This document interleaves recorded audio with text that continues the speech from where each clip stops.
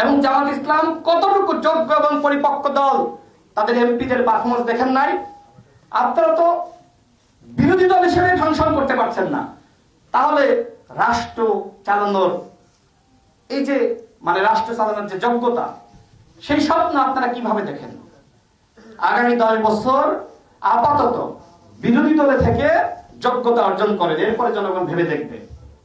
আপনাদের পারফরমেন্স ইতিমধ্যে জনগণ দেখেছে যে বিরোধী দল হিসেবেই আপনারা অযোগ্য। এবং আমি এর আগে একটি কথা বলেছিলাম যে বিরোধী দলের পতন হচ্ছে, দেখছেন না কিভাবে তাদের জোট থেকে দলগুলো বের হয়ে যাচ্ছে, শরিয়া আইন কায়েম করবে, মুনাফিকি, প্রতারণা, ইসলামকে পুঁজি করে মানুষকে বিভ্রান্ত করা। বিদেশিদের সাথে বৈঠক করে আপনারা বলছেন যে আমরা কোথায় বলেছি আমরা ক্ষমতায় গেলে শরিয়া আইন কায়েম করব, অথচ সংসদে দাঁড়িয়ে বলছেন আল্লাহর আইন চাই, কোরআনের আইন চাই।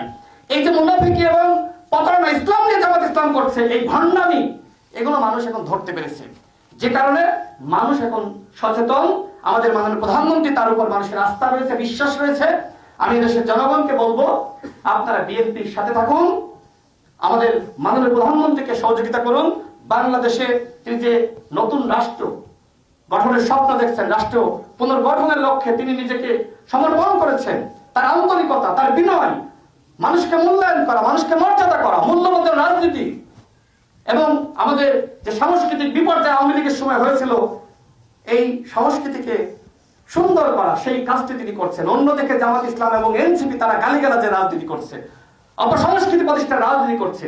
এর বিপরীতে আমি ডাক্তারদেরকে বলবো, নার্সদেরকে বলবো, সম্মানিত নাগরিকদেরকে বলবো, আপনাদের সচেতন হতে হবে, মানুষের পক্ষে থাকতে হবে, মানুষকে সাথে নিয়ে ইনশাআল্লাহ আগামী রাষ্ট্র পুনর্গঠনে নেতৃত্ব দিবে বাংলাদেশের মাননীয় প্রধানমন্ত্রী জনাব তারেক রহমান।